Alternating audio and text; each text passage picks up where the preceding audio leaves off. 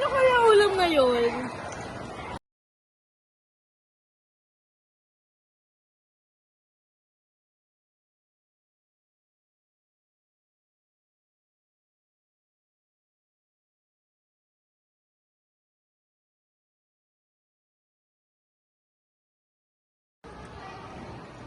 Bakit itlog na naman yung ulam? Sawang-sawa na kami dun eh. Kaya nga eh! Lahat naman tayo nagsasawa na sa itlog eh. At doon napagtanto ni Aling Rosa na parang magsasawa na ang kanyang mga anak sa paulit-ulit na ulam na kinakain. Ang araw, pumunta ang mga kaibigan ng kanyang anak na si Mia. Dali-dali sila naglalaro sa labas ng bahay na walang kain si Mia.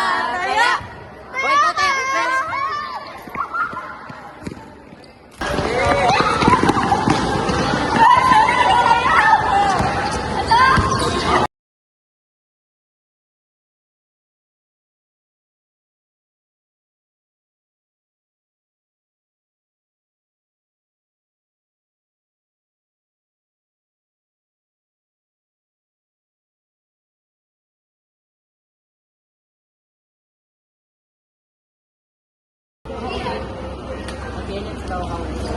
Jesus, thank you for this day. Makakasama po kami.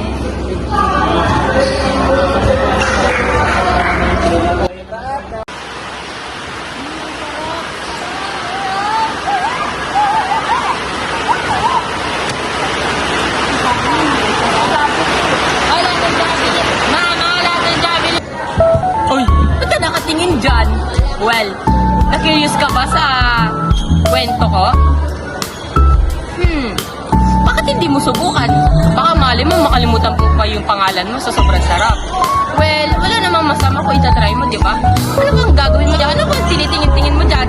Gawin mo na! Masarap kaya kainin yung longganisa sa Imus. Okay, bye!